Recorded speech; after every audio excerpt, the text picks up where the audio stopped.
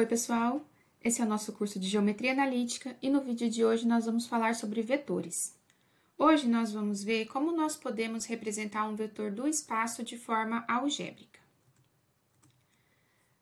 Antes de iniciar, nós precisamos definir um sistema de coordenadas para nós usarmos no espaço. E nós vamos usar as coordenadas cartesianas. O sistema de coordenadas cartesianas no espaço é formado por três eixos. O eixo x, ou eixo das abscissas, o eixo y, ou eixo das ordenadas, e o eixo z, ou eixo das cotas. Esses três eixos são ortogonais entre si e eles se interceptam aqui na origem. Esses três eixos são chamados de eixos coordenados e pares de eixos coordenados formam planos coordenados. O eixo x e o eixo y formam o plano coordenado xy. O eixo x e o eixo z formam o plano coordenado xz. O eixo y e o eixo z formam o plano coordenado yz. Definido, então, o sistema de coordenadas cartesianas no espaço, dado um ponto aqui no espaço, nós podemos identificar esse ponto através de coordenadas. Esse ponto ele vai ter três coordenadas, uma coordenada x, uma coordenada y e uma coordenada z, e nós podemos determinar essas coordenadas de um ponto da seguinte maneira.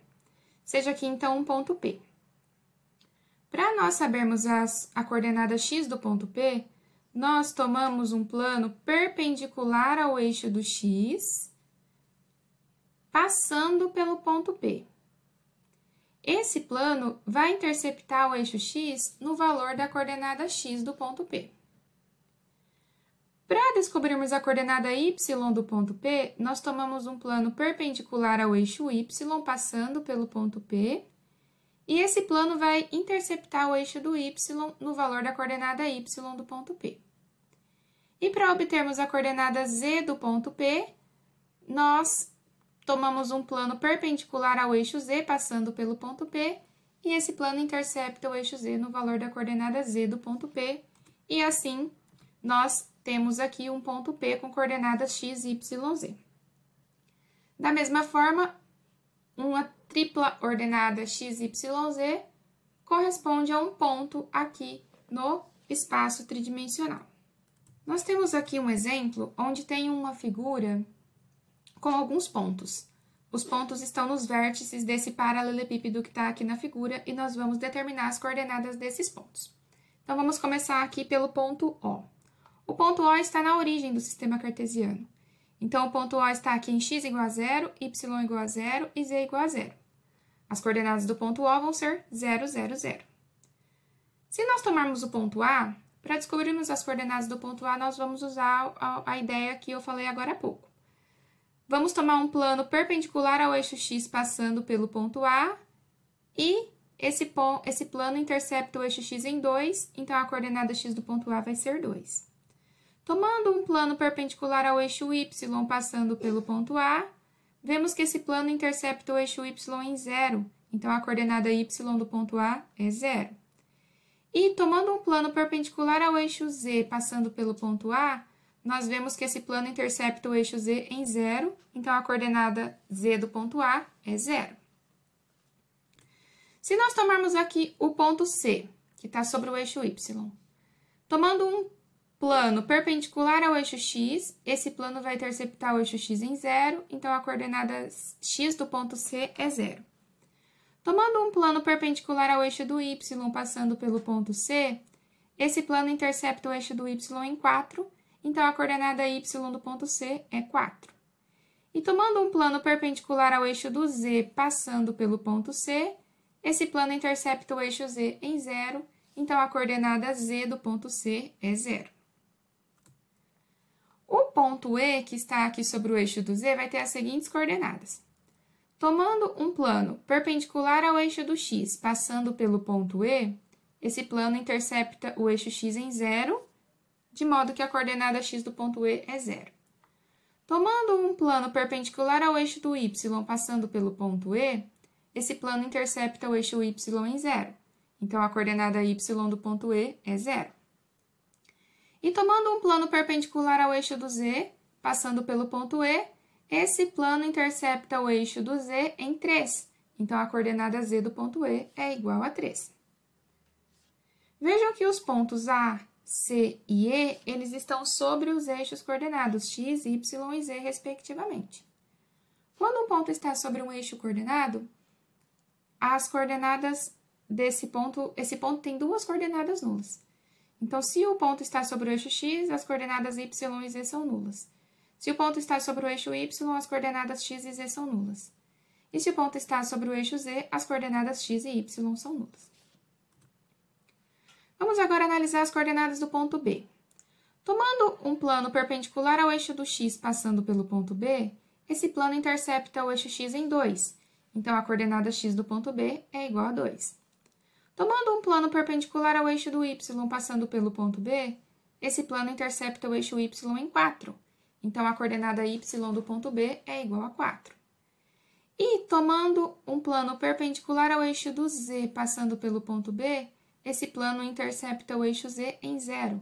Então, a coordenada z do ponto B é 0. Para o ponto F, tomando um plano perpendicular ao eixo do x passando pelo ponto F, esse plano intercepta o eixo do x em 2. Então, a coordenada x do ponto F é 2. Tomando um plano perpendicular ao eixo do y passando pelo ponto F, esse plano intercepta o eixo y em 0. Então, a coordenada y do ponto F é 0. E tomando um plano perpendicular ao eixo z passando pelo ponto F, esse plano intercepta o eixo z em 3. Então, a coordenada z do ponto F é 3. Para o ponto D, tomando um plano perpendicular ao eixo x passando pelo ponto B, esse plano intercepta o eixo x em 0. Então, a coordenada x do ponto D é 0. Tomando um plano perpendicular ao eixo y passando pelo ponto D, esse plano intercepta o eixo y em 4, então a coordenada y do ponto D é 4. E tomando um plano perpendicular ao eixo z passando pelo ponto D, esse plano intercepta o eixo z em 3, então a coordenada z do ponto D é 3. Vejam que os pontos B, F e D, eles estão em algum plano coordenado. O ponto B está no plano coordenado xy, o ponto F está no plano coordenado xz e o ponto D está no plano coordenado yz. Quando um ponto está em um plano coordenado, uma das coordenadas daquele ponto é igual a 0. O ponto B que está no plano xy tem sua coordenada z igual a 0. O ponto F que está no plano xz tem sua coordenada y igual a 0. E o ponto D que está no plano yz tem sua coordenada x igual a 0. Por fim, temos aqui o ponto P, para o qual, tomando um plano perpendicular ao eixo do x passando pelo ponto P, vamos estar interceptando o eixo x em 2. Então, a coordenada x do ponto P é 2. Tomando um plano perpendicular ao eixo y passando pelo ponto P, esse plano intercepta o eixo y em 4. Então, a coordenada y do ponto P é 4. E, tomando um plano perpendicular ao eixo z passando pelo ponto P, esse plano intercepta o eixo z em 3, então a coordenada z do ponto P é 3. De forma correspondente, se nós tivermos as coordenadas de um determinado ponto, nós conseguimos representar esse ponto geometricamente no espaço tridimensional. Vamos considerar o ponto A com coordenadas 2, 1 e 3. Então, aqui, nós temos a representação geométrica do ponto A em azul, nessa figura. E veja que se a coordenada x do ponto A é 2, é porque o ponto A está 2 unidades aqui à frente do plano YZ. Se a coordenada y do ponto A é 1, é porque o ponto A está 1 unidade à direita do plano XZ. E se a coordenada z do ponto A é 3, é porque o ponto A está 3 unidades acima do plano XY. O ponto B, que tem coordenadas 1, menos 3 e 2, está representado em azul aqui na figura à direita. E vejam que a coordenada x do ponto A é 1, então o ponto A está 1 unidade à frente do plano YZ. A coordenada y do ponto B é menos 3, então o ponto B está 3 unidades à esquerda do plano XZ. E a coordenada z do ponto B é 2, então o ponto B está 2 unidades acima do plano XY. Bem, tendo definido o sistema de coordenadas cartesianas no espaço, nós podemos falar agora de expressão algébrica para um vetor no espaço. Para gerar um vetor no espaço, nós precisamos de 3 vetores que não sejam coplanares. Esses 3 vetores não coplanares vão formar a base para o espaço. Os vetores que nós vamos considerar para formar a base do espaço, que vão formar a base canônica para o espaço, vão ser o I, o J e o K, que estão desenhados aqui nessa figura. O vetor canônico I, ele tem a direção e sentido do eixo x positivo. Então, ele é representado com origem na origem e extremidade aqui no ponto 1, 0, 0. O vetor canônico J tem a direção e o sentido do eixo y positivo. Então, ele é representado com origem aqui na origem e extremidade no ponto 0, 1, 0. O vetor canônico K tem a direção e sentido do eixo z positivo. Então, ele é representado com origem na origem e extremidade aqui no ponto 0, 0, 1. Os vetores I, J, K são vetores unitários. Se nós multiplicarmos o vetor I por um escalar x, vamos ter aqui o vetor xi. Multiplicando o vetor j por um escalar y, temos aqui o vetor yj. E multiplicando o vetor k por um escalar z, teremos aqui o vetor zk. Se nós somarmos o vetor xi com o vetor yj com o vetor zk, nós vamos obter o vetor v. Então, nós podemos dizer que o vetor v ele é obtido a partir do i, do j e do k, fazendo x vezes i, mais y vezes j, mais z vezes k. Os coeficientes aqui de x, de y e de z são chamados de coordenadas do vetor v, e nós podemos dizer que o vetor v é simplesmente definido pela tripla ordenada x, y, z. Por exemplo, vamos considerar esse vetor representado aqui nessa figura. Aqui está a base canônica do espaço, né? O vetor i, o vetor j e o vetor k. Para nós obtermos o vetor u, nós vamos ter que escrever ele em função do i, do j e do k. Gerar ele a partir do i, do j e do k. Então, para isso, veja que eu vou multiplicar o vetor i por 2, e vou ter ali o vetor 2i. Ao vetor 2i, eu vou acrescentar o vetor j multiplicado por 2, o 2j. E agora, eu vou acrescentar ainda o vetor k multiplicado por 3, o 3k. Então, o vetor u, ele é dado por 2i mais 2j mais 3k. Ou, simplesmente, o vetor u é dado pelas coordenadas 2, 2 e 3. Aqui à direita, nós temos um outro vetor ali representado e vamos obter esse vetor aqui de forma algébrica. Então, aqui está a base canônica do espaço, o vetor i, o vetor j e o vetor k. E para obter esse vetor v da figura, veja que nós temos que multiplicar o vetor i por um número negativo. Então, eu multipliquei o vetor i por 1 negativo, né? Tenho ali o vetor menos 1i. Ao vetor menos 1i, eu acrescento o vetor j multiplicado por 2, o 2j. E agora, eu acrescento o vetor k multiplicado por menos 2, o menos 2k. De modo que o vetor v pode ser escrito como menos 1i mais 2j menos 2k, ou o vetor v pode simplesmente ser dado pelas coordenadas menos 1, 2 e menos 2. De forma correspondente, se nós tivermos as coordenadas do vetor, nós conseguimos representar esse vetor geometricamente. O vetor u tem coordenadas 2, 3 e 4. Então, o vetor u é obtido fazendo 2i mais 3j mais 4k. Se eu representar o vetor u a partir da origem, então, a partir da origem, eu farei 2i mais 3j mais 4k, de modo que o resultante é o vetor u que está representado aí na figura. O vetor v com coordenadas menos 1, 1, 3 é o vetor menos 1i mais 1j mais 3k. Então, a partir aqui da origem, eu estou representando o vetor v fazendo menos 1i mais 1j mais 3k. E por último, nós temos o vetor w com coordenadas 1, 0 e 2, que é o vetor 1i mais 0j mais 2k, ou simplesmente o vetor 1i mais 2k. Para representar ele a partir da origem, eu faço 1i mais 2k, e o resultante é o vetor w representado na figura à direita. Bem, se nós tivermos um vetor e conhecermos as coordenadas desse vetor, como poderemos fazer para descobrir o módulo desse vetor? Para nós descobrirmos o módulo de um vetor no espaço, nós temos que considerar as três coordenadas do vetor, x, y, z, porque esse vetor vai ser x, y mais y, j mais zk. E o raciocínio é parecido com o raciocínio que nós fizemos quando determinamos o módulo de um vetor no plano. Vejam que aqui nessa figura eu coloquei dois triângulos que são triângulos retângulos. O primeiro em azul, uma partezinha dele ficou escondida ali embaixo da linha vermelha. Mas temos aqui este triângulo em azul, que é um triângulo retângulo. E temos também esse triângulo em vermelho, que é um outro triângulo retângulo, porque vocês têm que se lembrar que essa figura está em perspectiva, porque ela representa um vetor tridimensional.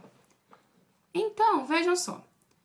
Nesse triângulo retângulo em azul, nós temos uma hipotenusa que eu chamei aqui de A, um cateto que mede x, que é a coordenada x do vetor, e um outro cateto que mede y, que é a coordenada y do vetor.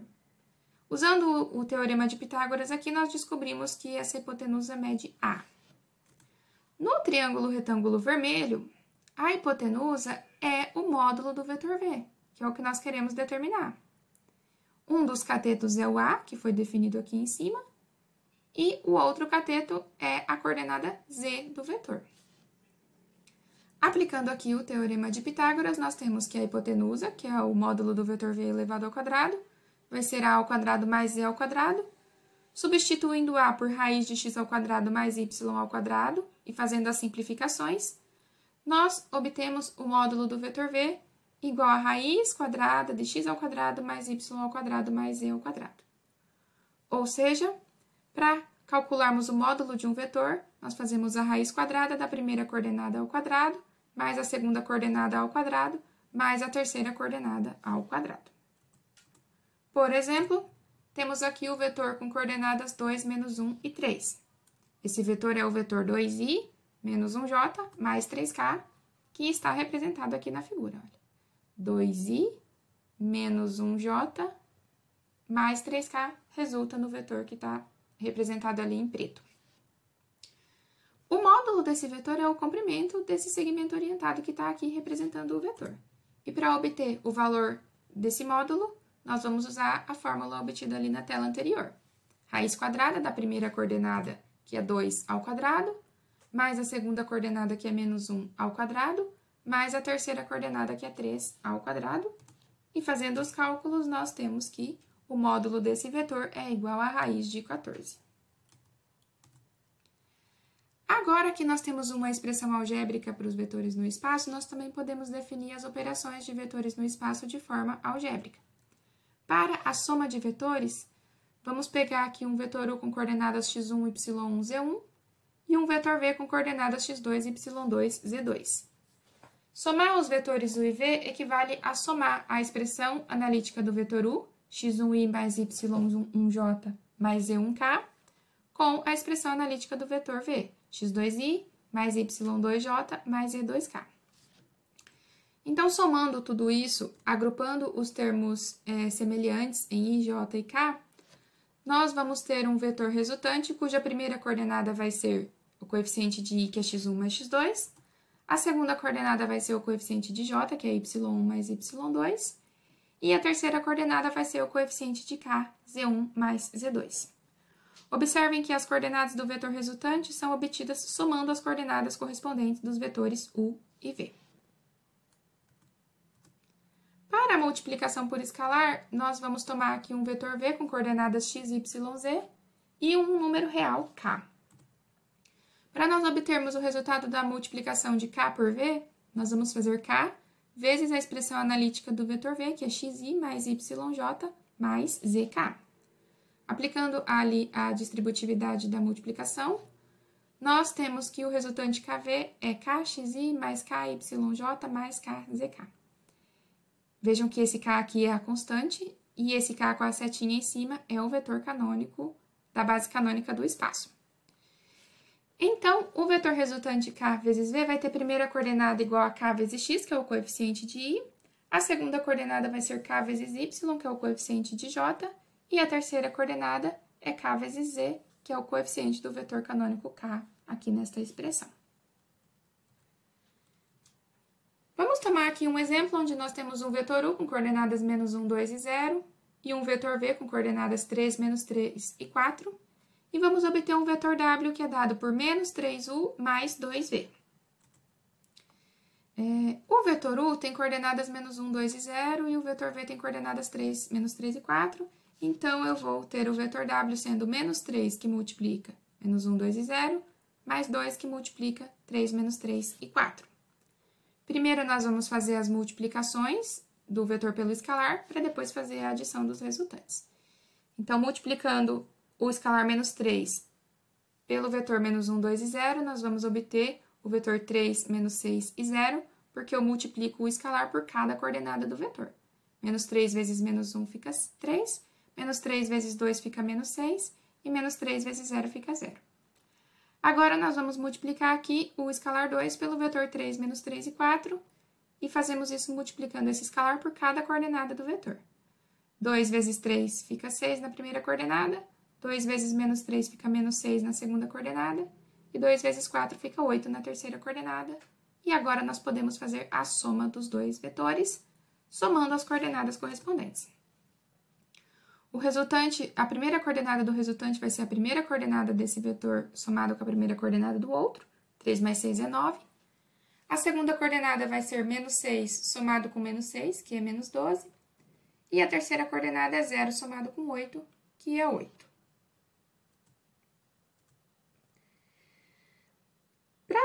No espaço tridimensional, nós também podemos tomar dois pontos, e a partir desses dois pontos, nós podemos definir um vetor.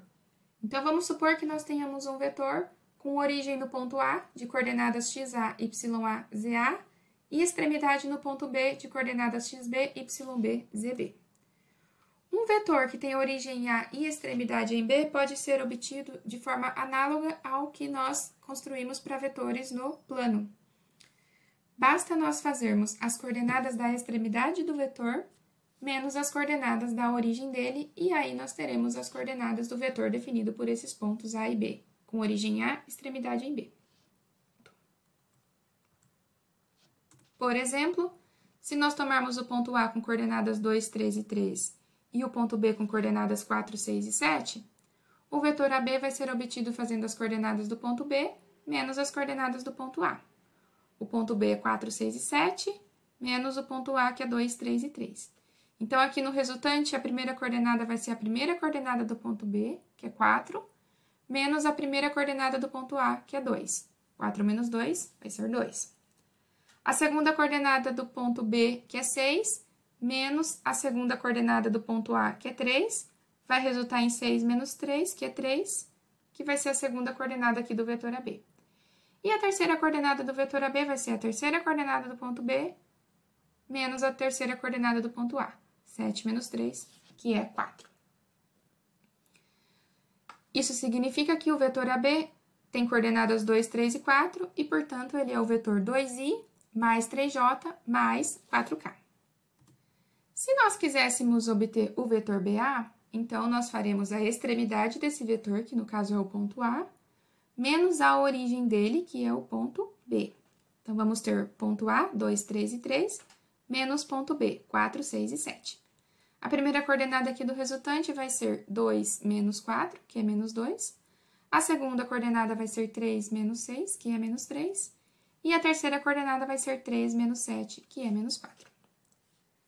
Vocês devem se lembrar que os vetores AB e BA, eles têm o mesmo comprimento, a mesma direção, porém têm sentidos contrários.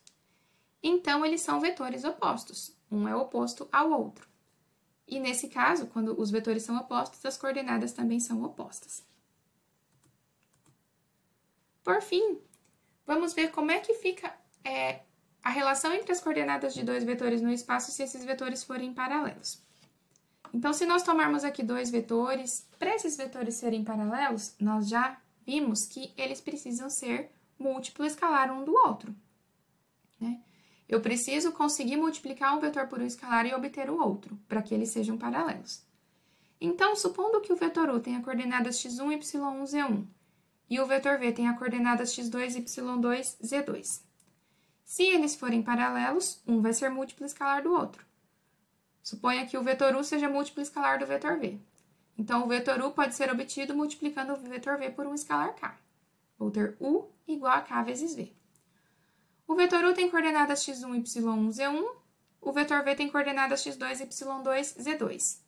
Então, nós vamos ter a igualdade vetor x1, y1, z1 igual ao vetor kx2, ky2, kz2. Para que essa igualdade seja verdadeira, as coordenadas têm que ser correspondentemente iguais. Então, a primeira coordenada x1 do vetor à esquerda tem que ser igual à primeira coordenada kx2 do vetor à direita e, de forma análoga, fazemos a comparação para as outras coordenadas também. De cada comparação aqui, né, quando eu fizer x1 igual a kx2 e isolar o k vai ser igual a x1 sobre x2. Da mesma maneira que na segunda coordenada, isolando o k, teremos y1 sobre y2, e na terceira coordenada teremos z1 mais z1 sobre z2. Se existir uma constante k igual a x1 sobre x2, que é igual a y1 sobre y2, que é igual a z1 sobre z2, isso significa que é possível, sim, nós multiplicarmos o vetor v por um escalar k e obtermos como resultante o vetor u, e então eles vão ser paralelos. E nós indicamos dois vetores paralelos desta forma aqui, u paralelo a v. Importante observar que se u é paralelo a v, o v também é paralelo a u, né? Porque se o vetor u é um múltiplo escalar do vetor v, o vetor v também é um múltiplo escalar do vetor u. Em particular, o vetor nulo pode ser obtido fazendo zero vezes um vetor qualquer v. Então, o vetor nulo é múltiplo escalar de qualquer vetor. Então, o vetor nulo é paralelo a qualquer vetor.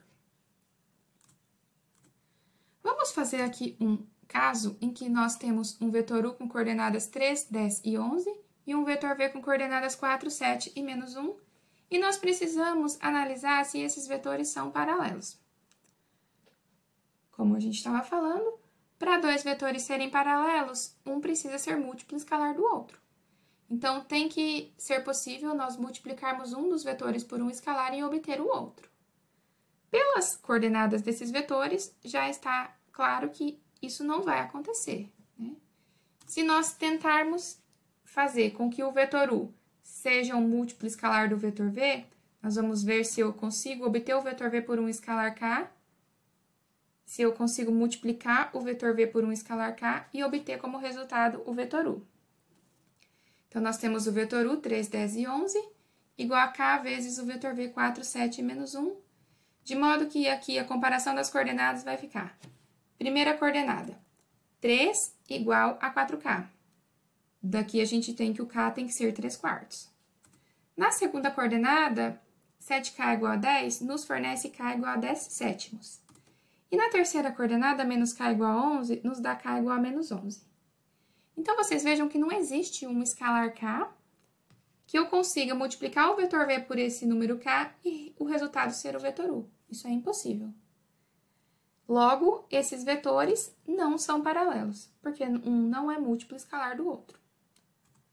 Por outro lado, nós temos aqui um outro exemplo, onde o vetor u tem coordenadas 1, 7 e 1, e o vetor v tem coordenadas meio, 7 meios e meio, e vamos analisar se eles são paralelos.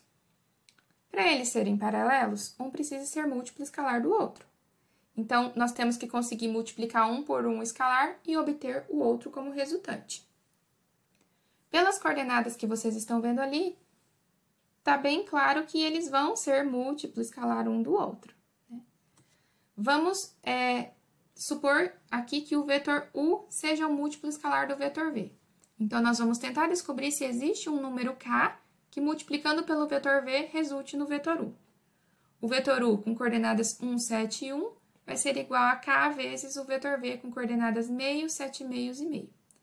De modo que aqui nós vamos ter a primeira coordenada do vetor u, 1, e a primeira coordenada de k vezes v igual a k sobre 2, da onde a gente tira que o k tem que ser 2.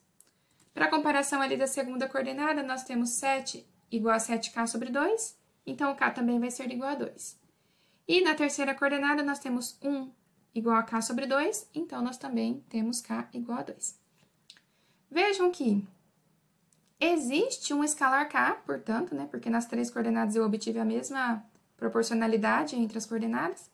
Então, existe um escalar k, de modo que se eu faço k vezes v, vou resultar no vetor u. Se eu pegar o vetor v e multiplicar por 2, o resultante vai ser o vetor u, como vocês podem ver aqui, né? Multiplicando o vetor meio, 7 meios e meio por 2, nós obtemos o vetor u, 1, 7 e 1. Então, nós podemos dizer que esses vetores são paralelos, porque o vetor u é um múltiplo escalar do vetor v. O vetor u é obtido fazendo 2 vezes o vetor v. Consequentemente, o vetor v também é um múltiplo escalar do vetor u. O vetor v vai ser meio multiplicado pelo vetor u. Se nós trocarmos aqui e fizermos o vetor v igual a um escalar k multiplicado pelo vetor u, nós descobriremos que o k vai ser meio, porque se nós multiplicarmos meio pelo vetor u com coordenadas 1, 7 e 1, nós vamos obter o vetor v com coordenadas meio, 7 meios e meio. Então, esses vetores são, sim, paralelos, porque um é múltiplo escalar do outro. Tanto o vetor u é um múltiplo escalar do vetor v, quanto o vetor v é um múltiplo escalar do vetor u, porque se o vetor u é paralelo ao vetor v, o vetor v, consequentemente, também é paralelo ao vetor u. Encerramos esse vídeo por aqui. Encerramos com isso os nossos vídeos sobre vetores. Eu agradeço a atenção de vocês e aguardo vocês nos nossos próximos vídeos.